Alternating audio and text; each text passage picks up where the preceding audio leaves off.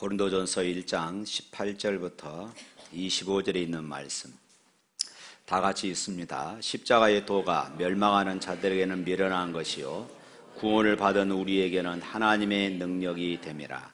기록된 바 내가 지혜 있는 자들의 지혜를 멸하고 총명한 자들의 총명을 폐하리라 하였으니 지혜 있는 자가 어디 있느냐, 선비가 어디 있느냐, 이 세대의 변론자가 어디 있느냐. 하나님께서 이 세상의 지혜를 미련하게 하신 것이 아니냐. 하나님의 지혜에 있어서는 이 세상이 자기 지혜로 하나님을 알지 못하므로 하나님께서 전도에 미련한 것으로 믿는 자들을 구원하시기를 기뻐하셨도다. 유대인은 표적을 구하고 헬라인은 지혜를 찾으나 우리는 십자가에 못 박힌 그리스도를 전하니 유대인에게는 거리끼는 것이요 이방인에게는 미련한 것이로되 오직 부르심을 받은 자들에게는 유대인이나 헬라인이나 그리스도는 하나님의 능력이요 하나님의 지혜니라. 하나님의 어리석음이 사람보다 지혜롭고 하나님의 약하심이 사람보다 강하니라. 아멘. 전도를 해보면은 믿지 않는 사람들의 가장 큰 불평이 무엇인가 하면은 왜 예수 믿는 사람들은 꼭 예수만 믿으라고 그러느냐? 왜 예수 믿는 사람들은 꼭 교회만 다니라고 그러느냐 하는 것입니다. 그러나 여러분, 기독교의 핵심은 이 구원의 문제입니다.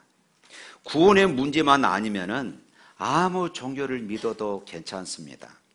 불교를 믿어도 제대로만 믿으면은 소위 성부라 할 수 있습니다. 유교를 믿어도 바로 믿으면은 성인이 될 수가 있어요. 그러나 여러분, 굳이 예수님만 믿으라고 하는 이유가 무엇일까요? 왜냐하면은 이런 세상의 종교에는 구원이 없기 때문에 그렇습니다. 이 영생의 부분에 있어서 영원한 생명에 대해서 세상의 종교는 아무런 해답을 주지 못하고 있기 때문에 그렇습니다. 신앙세계는 우리의 이성과 경험을 초월합니다. 신앙세계는 믿음을 통해서 이루어집니다. 그래서 불신자들에게 복음을 전한다는 것은 매우 어려운 일입니다. 왜냐하면 불신자들은 이성과 경험에만 의존하고 인생을 살아가고 있기 때문에 그렇습니다. 그러나 신앙세계는 초월적인 세계에 대한 믿음을 전합니다. 오늘 본문은 그것에 대해서 우리에게 말씀해 주고 있어요. 먼저 18절 말씀 다 같이 한번 읽어볼까요? 18절 말씀. 십자가의 도가 멸망하는 자들에게는 미련한 것이요 구원을 받은 우리에게는 하나님의 능력이 됨이라. 아멘. 모든 종교들마다 자기들이 믿고 있는 도, 쉽게 말하면은 자기들이 믿고 있는 가르침이 있습니다. 이것은 모든 종교에 다 있어요. 불교는 석가모니가 가르치는 도가 있고 이슬람에는 마호메트가 가르치는 그런 도가 있습니다. 타 종교의 도와 기독교의 십자가의 도는 그럼 어떤 차이가 있을까요? 타 종교의 도는 사람의 생각을 담고 있습니다. 다시 말해서 유한한 인간이 깨달음을 통하여서 배운 교훈을 도로 가르칩니다. 쉽게 말하면은 세상에 있는 여러 가지 종교들은 이 땅에서 사람들이 어떻게 살아야 할 것인가 그런 도리들, 윤리와 도덕에 대해서 가르치고 있습니다. 그리고 끝이에요. 그러나 기독교는 사람의 생각이나 깨달음이 아니라 하나님의 뜻을 가르쳐요. 이 땅에서 인간의 도리, 인간의 윤리, 인간의 도덕 이것을 뛰어넘어서 영원한 생명, 구원의 도리를 가르치는 것을 믿으시기를 바랍니다. 십자가는 원래 죄인들을 처형하는 형틀이었습니다. 그래서 십자가에 달린 예수 그리스도가 죄에 빠진 인간들을 구원한다는 이 십자가의 도를 믿는 것은 쉽지가 않습니다. 이성과 경험을 중시하는 세상의 지혜를 가지고는 십자가의 도를 믿을 수가 없어요. 그래서 오늘 본문 22절에 이렇게 말합니다. 유대인은 표적을 구하고 헬라인은 지혜를 찾는다. 유대인들은 눈에 보이는 가시적인 기적을 항상 찾습니다. 혹시 여러분들 가운데 그런 분들이 있습니까? 하나님이 내 병을 고쳐주면, 하나님이 내 사업을 번창게 해주면, 하나님께서 내 문제를 해결해 주시면 내가 열심히 예수 믿겠습니다. 내가 열심히 헌신하겠습니다. 유대인들이 그렇다는 것이에요. 표적을 구했습니다. 기적을 항상 기대했어요. 그래서 예수님이 오병이어의 기적을 보여주셨을 때에 예수님만 따라다니면 이제 배고픈 이 문제는 해결할 수 있겠구나. 그래서 예수님을 이 유대 나라의 왕으로 세워야 되겠다, 이렇게 생각을 했던 것입니다. 그때 예수님께서 이렇게 말씀합니다. 너희가 나를 따르는 것은 먹고 배부른 까닭이요 표적을 구하기 때문이라, 이렇게 지적을 하셨어요. 많은 사람들이 예수님을 따랐지만은 그들의 눈에는 보이는 현상, 표적을 구했던 것입니다. 그런데 어느 날 그들이 정치적인 메시아로 기대했던 예수님이 십자가상에서 아무런 힘도 없이 그저 비참하게 죽는 모습을 보고 그들은 실망했습니다. 인류를 구원할 메시아가 아닌, 당시에 그들이 로마의 압제 아래에 있었는데 로마의 압제 가운데서 자신들을 구원할 정치적 해방자로 예수님을 본 유대인들에게는 십자가의 도가 그들을 거치게 하는, 그들을 넘어지게 하는 것일 뿐이었던 것입니다. 지혜를 구하는 헬라인들은 어떻습니까? 헬라인들에게는 미련한 것으로 십자가가 보였어요. 세상의 지혜를 볼 때에 어떻게 저주의 형틀에 무기력하게 죽은 예수님이 인류를 구원할 메시아가 될 수 있단 말이냐? 아주 미련한 것이었어요. 그것은 세상의 지식으로 받아들이기에 너무나도 어려운 일이기 때문이었습니다. 십자가의 도는 그들의 지혜나 지식으로 볼 때는 너무나 어리석은 것이었습니다. 유대인들은 표적을 통해서 하나님을 이해하려고 합니다. 오늘날로 말하면 실용주의, 과학주의, 때로는 실증주의를 말합니다. 헬라인들은 사색이나 이성적 논리를 가지고 하나님을 이해하려고 그럽니다. 그러나 영이신 하나님은 물질 세계의 법칙이나 인간의 경험에 기초한 이성적 논리로 이해한다는 것은 불가능한 일인 것입니다. 그러면 오늘 21절 말씀 또 한번 읽어봅니다. 하나님의 지혜에 있어서는 이 세상이 자기 지혜로 하나님을 알지 못하므로 하나님께서 전도에 미련한 것으로 믿는 자들을 구원하시기를 기뻐하셨도다. 하나님의 지혜에 있어서는 이 세상의 자기 지혜로 하나님을 알지 못한다. 이 세상의 지혜를 가지고는 하나님을 알 수가 없다고 그렇게 말씀하고 있어요. 결국 멸망하는 자들에게는요, 십자가의 도는 미련하고 십자가의 도는 어리석게 보일 뿐이었습니다. 그러나 구원받는 우리에게 십자가의 도는 하나님의 능력임을 믿습니다. 십자가는 세상을 구원하는 능력이고 온 인류에게 새로운 희망의 능력임을 믿으시기를 바랍니다. 십자가는 죄인과 의인의 갈림길입니다. 십자가는 멸망과 구원의 갈림길입니다. 십자가는 천국과 지옥의 갈림길이에요. 십자가는 절망과 희망의 갈림길입니다. 십자가는 불행과 행복의 갈림길이고 슬픔과 기쁨의 갈림길입니다. 십자가는 증오와 사랑의 갈림길입니다. 십자가는 분열과 화합의 갈림길입니다. 십자가는 저주와 축복의 갈림길입니다. 할렐루야. 사랑하는 성도 여러분, 이 사실을 믿으시기를 주님의 이름으로 축원합니다. 십자가의 도는 우리 인생을 송두리째 뒤집는 분수령이요 전환점인 것입니다. 그 이유가 무엇일까요? 내 인생의 시각으로 나를 보면은 어떻습니까? 우리 모두는 그래도 괜찮은 사람들입니다. 꽤 괜찮은 사람이에요. 남보다 지식도 많은 것 같고 세상에 지위도 있는 것 같고 남보다 말을 더 잘한 것 같고 남보다 생긴 것도 좀 괜찮은 것 같고 자식들도 이만큼 키웠으면 잘 키운 것 같습니다.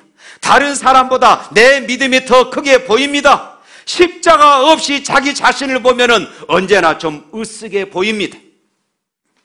자기 의로 사로잡히게 되어집니다. 그러나 십자가의 관점에서 보면은 내가 가진 것, 내 모든 것은 정말로 아무것도 아닌 것을 깨닫게 되어져요.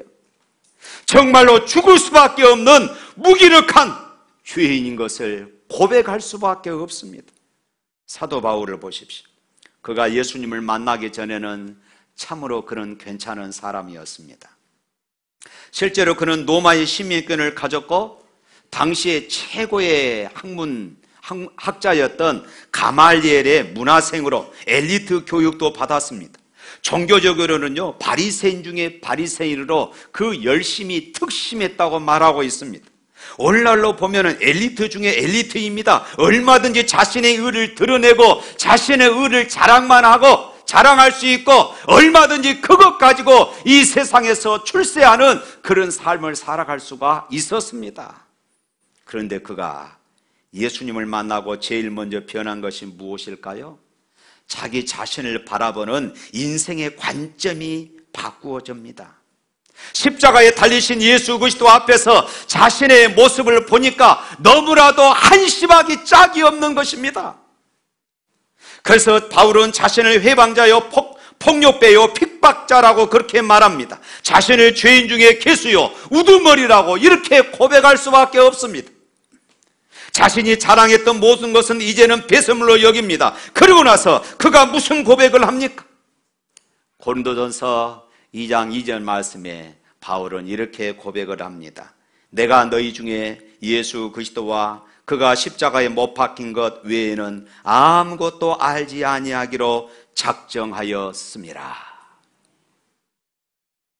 예수님을 만난 후에는 오직 예수 그리스도와 십자가만을 알기로 작심합니다.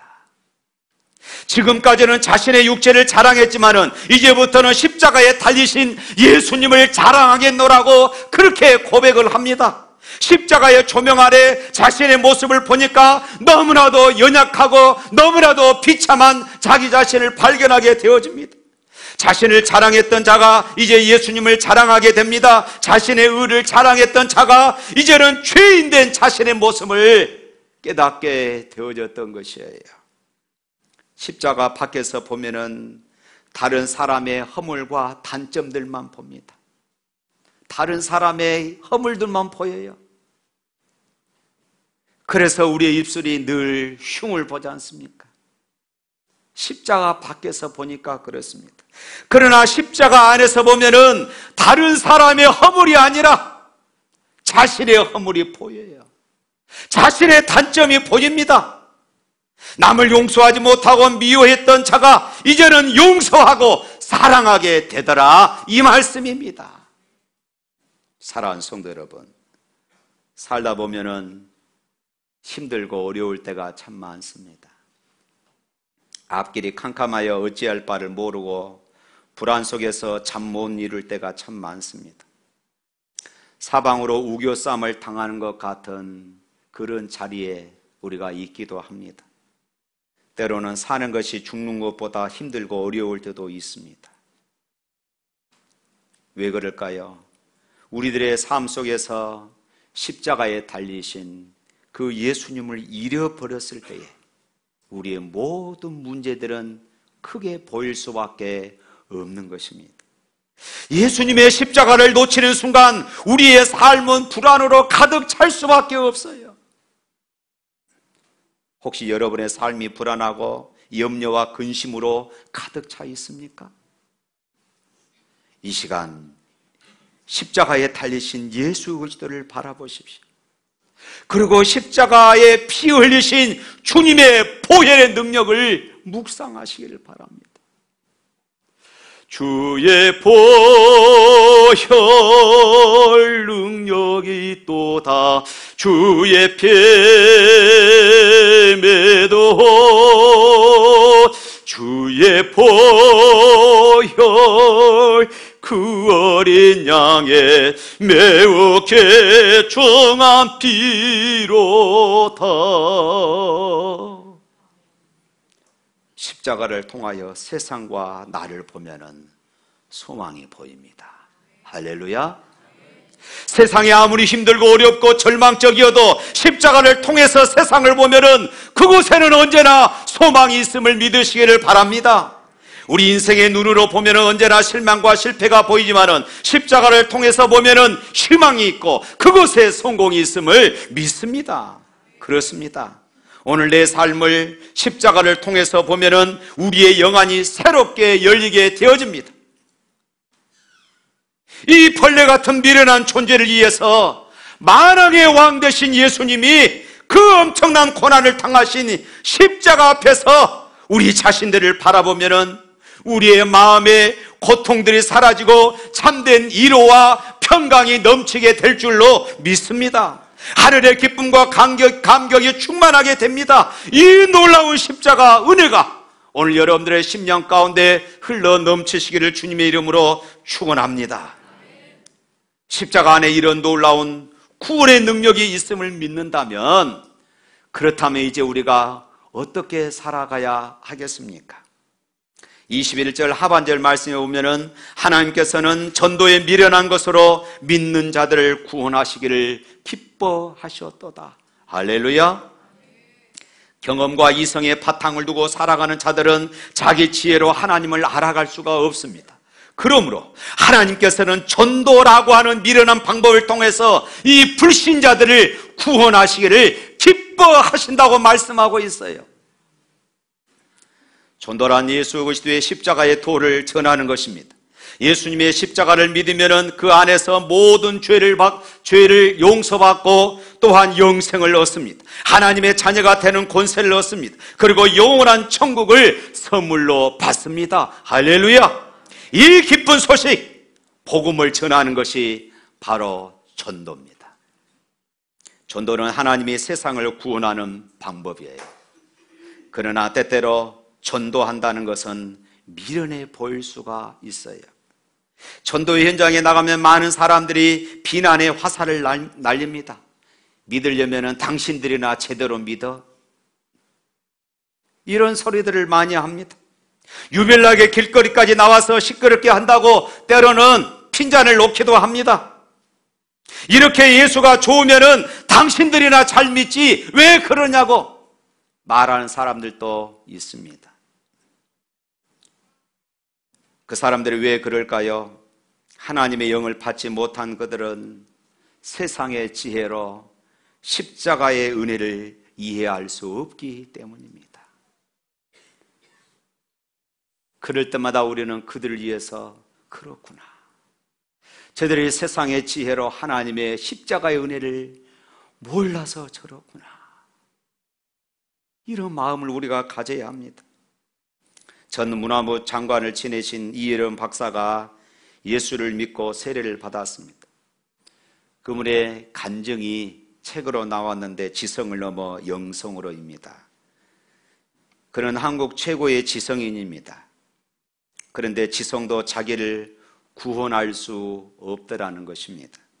아니, 자기 인생을 변화시킬 수가 없었더라는 것입니다. 자신의 외손주가 자폐증에 걸려서 딸이 고통하는 이런 모습들을 보고 너무 가슴이 아팠습니다. 그럼에도 불구하고 딸이 새벽마다 일어나 그 손주를 위해서 기도하는 그런 딸의 모습을 보고 감동과 도전이 있었다고 그럽니다. 그리고 딸이 나중에 암으로 죽게 되었을 때에 아버지로서 할 수 있는 일이 아무것도 없다는 것에 대해서 큰 실망감을 갖게 되었다는 것이에요. 자신이 지금까지 쌓아올린 지성의 힘으로 자기가 할 수 있는 것은 아무것도 없다는 그런 무기력함을 비로소 깨닫게 되어집니다. 그리고 그분은 오직 예수 그리스도의 십자가만이 모든 것을, 우리 인생의 모든 문제를 해결할 수 있다는 것을 깨닫게 되어집니다. 그래서 그런 세례를 받고 지성이 아닌 예수 그리스도의 십자가의 영성을 전하는 그런 사람이 되었습니다. 그래서 제목이 지성을 넘어서 영성으로, 이것이었습니다. 그렇다면 우리가 당장 해야 할 일은 이 십자가의 능력을 전하는 일이 돼야 되지 않겠습니까? 예수 그리스도의 십자가의 도를 전하는 것이 주님의 명령입니다. 땅끝까지 이르러 주의 복음을 전하라. 땅끝까지 가서 복음의 증인이 되라. 우리에게 명령하십니다. 존 스타트 목사님은 믿는 자들이 복음을 전하지 않는 것에 대해서 이렇게 말합니다. 죄스러운 침묵이다. 죄스러운 침묵이다.